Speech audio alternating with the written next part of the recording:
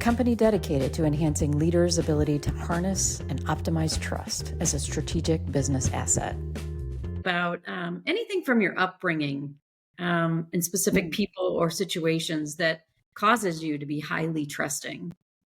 Yeah, I mean, my parents divorced when I was 5, and I think they were definitely ahead of their time and approached the situation with a lot of authenticity and a lot of collaboration.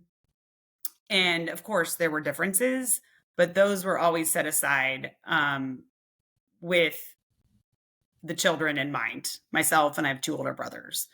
So I think that set the stage for trust that they're going to do the right thing, and collaborate in order to make sure we raise the best kids that we possibly can, that our vision is achieved, right? And so I think that started. And then, of course, the branches of the tree started to grow. And my mom remarried, my dad remarried, and then they married individuals that just added more and more to my life. So, granted, they weren't the main actor, but the supporting actor. And sometimes a supporting actor wins the Oscar, right? Even though the main actor is just as great. So I say that all to say is I have a lot of trust because the way that they handled their particular division, the way that they chose particular people that then were additive to our lives, the way that those individuals showed up for me. So all these different things that happen, which could be perceived as setbacks, Mm. I thought as a child were just additive and made me better and made me the person that I am today. So I don't see any setback as something that's negative. It just is what it is. It's a temporary setback that then can lead to something more positive. So I don't know if I summarized that well or not, but That was beautiful. Absolutely beautiful. And Yeah. I mean, so much love in that, right? Your yeah, parents made a decision, but they also looked to the kids to see how do we make this the best decision for all of us. That stems from, and I love just your outlook on so many people have experienced divorce, and you can look at it very differently. And again, it comes back to that gratitude. What has it done for me positively, and how do I leverage that? And I hmm see that coming out in you in so many ways yeah. in your life today. Yes. How do you think trust has made a difference in your different roles in your family? So as a spouse or as mother. Yeah, and spouse, um, mom, stepmom, it's that's a different set of activities and skills in order to build trust. My, I mean, I extend trust to obviously my husband fully, and we kind of laugh, but I don't know that everybody in the world does that, right? Mm. And he obviously does the same for me, so it allows for both of us, I think, to flourish while we're raising children, right? 2 different sets that that we blended together and been very intentional about in doing that in the most collaborative way possible. So um, that's played out obviously well. He's I've got to trust him with my children. He's got to trust me with his children, and that that's a great example of extending trust, especially bringing somebody else into the lives of kids. Mm. Absolutely. And in your bio, you talk a little bit about, working with your son and at his school and the care team that he has, and making sure that everyone gets what they need. How does trust function in that relationship for you? Yeah, that's actually been beautiful throughout the years and learning, having a son with autism and disability and navigating many aspects of that. One of which is the IEP process, which many parents are probably familiar with, or the 50, was it 504? We have an IEP, not a 504. Um, but I always say in that situation, it's, hey, listen, to all the teams that I've been part of.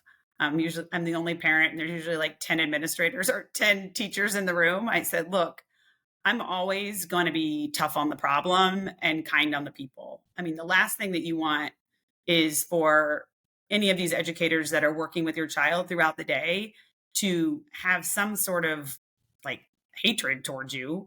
And that would play out for your kid, right? But at the Mhm. same time, you need to achieve the objectives that are set out, that your child is getting the appropriate resources and they're also being implemented the right way at the school. So building that trust with those individuals allows for that open dialogue that isn't perceived as criticism. It's just open dialogue. Hey, did this happen today? I'm not, it's not a pejorative, right? It's seen as, oh, she's just curious. Did Gabe actually get to off the bus into the classroom? Because we know he has a challenge in executive functioning. So so a lot of that is just, that's just a little example, but I feel that once you can get that team functioning at a high level, then your child's in good hands.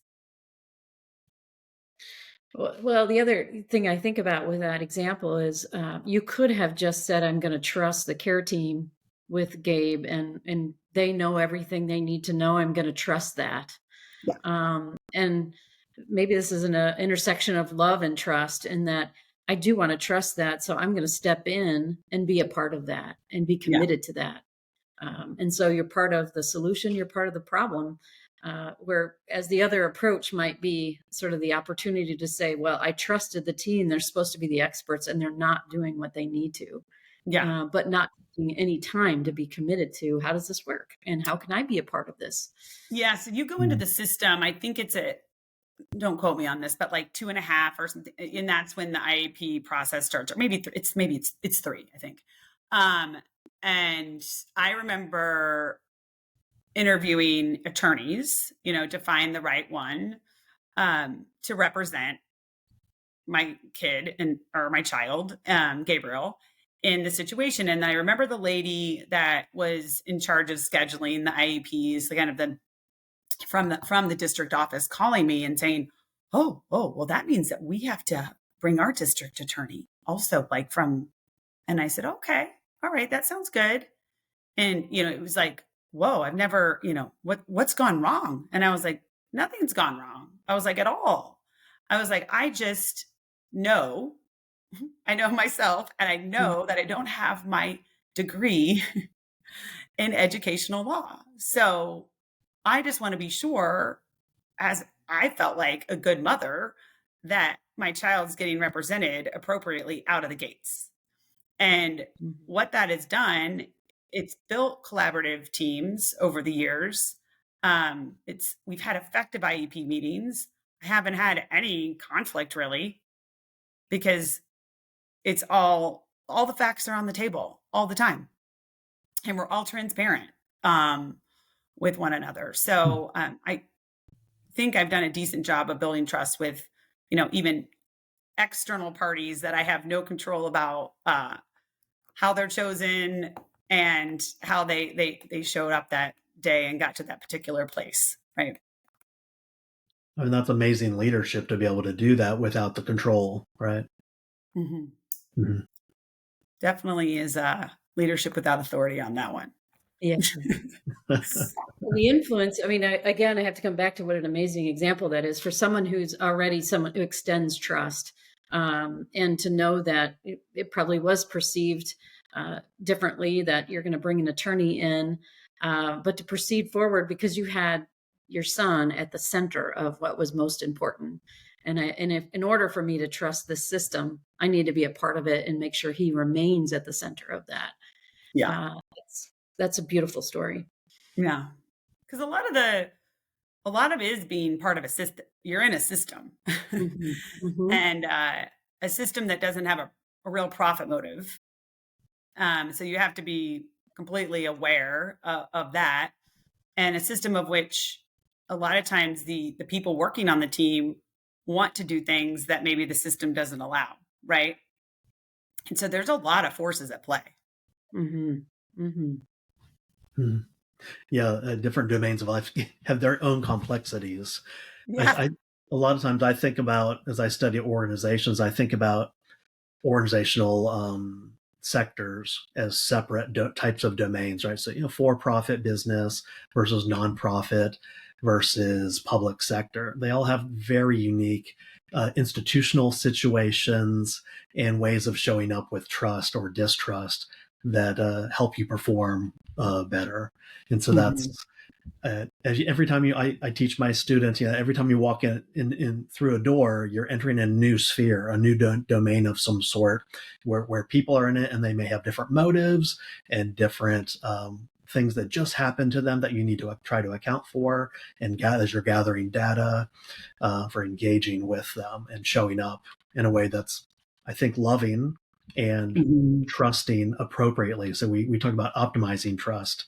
On trust is the difference versus maximizing it, because sometimes trust is not the answer, but it is the difference.